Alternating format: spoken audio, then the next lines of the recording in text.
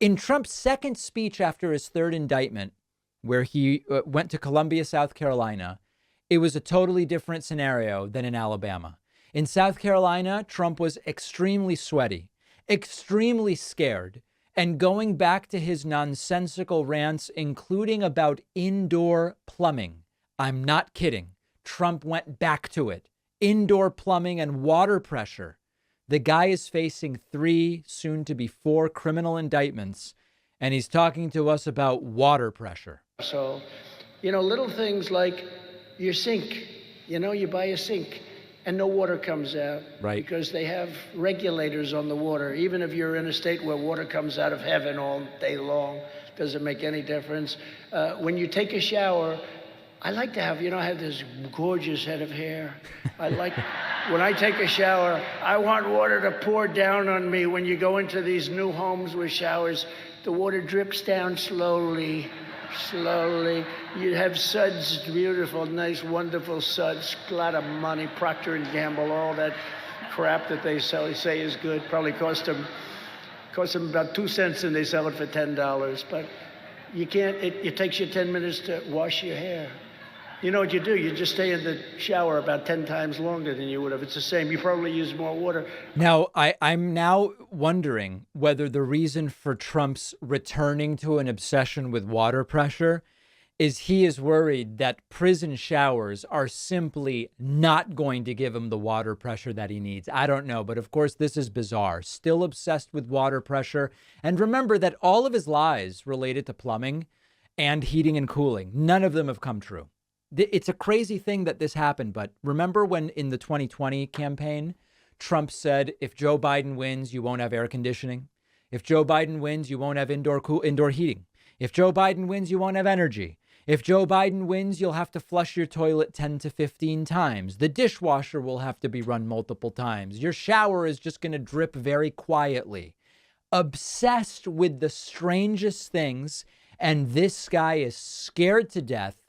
Now going on to prosecutor Jack Smith and saying that he is mentally ill, as if Trump should speak. Is put forth by the Biden sham. We call it a sham indictment. And the man that's doing it, I really believe he's mentally ill. Sure. But these are outrageous, and it is an outrageous criminalization of political speech.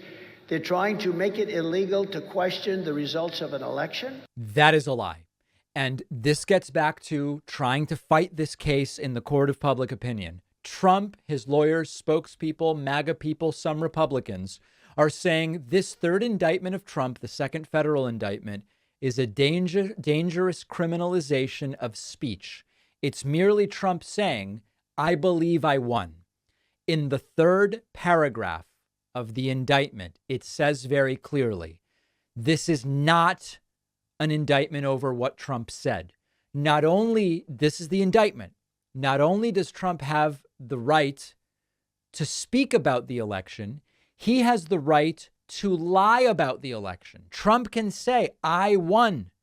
But once you actually start taking actions to disenfranchise voters, bogus slates of electors, pressuring public officials, the entire thing, that's when it allegedly and arguably becomes criminal. But Trump doesn't care. It's the one argument he has, so he's going to repeat it. Last clip here. Here is Trump seriously confused, seriously low energy, and seriously soaking wet when it comes to the actual legal process taking place. Sick, what's going on? Have you ever seen anything like what's going on? I mean, I never heard the word indictment. Then all of a sudden, over a period of a couple of weeks, you get 4 indictments. They do this to try and win an election. Nobody ever thought it was possible.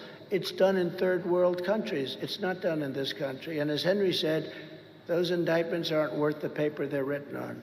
They're not worth, they took away free speech. They did not take away free speech. I mean, in one case, you have the Presidential Records Act. I'm allowed to do whatever. You got to read it. The Presidential Records Act is not the governing law when it comes to the first federal indictment. I read it to people. As soon as you read it, they say, oh, I have no idea. They didn't know that. But in the other case, it's free speech. This means that we cannot ever criticize or look after election. Once that happens, you have tyranny. We can't look at elections. We cannot criticize. Well, Hillary Clinton criticized, and whatever Clinton did, as he continues to say Hillary's last name, it is in the indictment that Trump is not being prosecuted for talking about the election. Whether he believed he won or not does not matter, because he has the right to lie about the election. I saw an analogy that was very good, which is you can claim to have $1 million in your bank account, even if you only have $100. You can even call the bank and say, I believe I do have $1 million. And then they would say, sir, no, you don't, or whatever. But once you go to the bank and attempt to force them to give you the $1 million you don't have, that's when it becomes criminal. And that's what we're talking about here. This guy, hypothetically, could end up getting himself jailed even before the trials if he continues with some of these threats and attacks. Not likely to happen, but a couple of op-eds suggesting it could. And what is stunning is that there are still people supporting the guy, still people running interference. Sadly, one of those people is podcaster Joe Rogan. And we're going to talk about that after the break. Anxiety and depression are mental health challenges that affect millions of Americans. 32% of American adults have reported symptoms of anxiety or depression, but finding the right treatment can be tough. You might have tried things already, might have not been enough, might have not been the right fit. Maybe medications you tried had side effects you didn't like. There is an alternative treatment for anxiety and depression that's shown promising results for many, and that's ketamine therapy. Our sponsor, MindBloom, is a leading provider of at-home ketamine therapy. They have a team of licensed doctors and therapists who guide you through the process. Ketamine therapy is based on scientific research that shows it's generally safe and well tolerated without many of the side effects of some other traditional medications. 89% of MindBloom patients report improvements in anxiety or depression after just 2 sessions.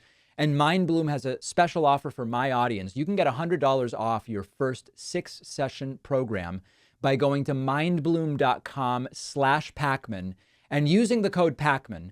The link is in the description.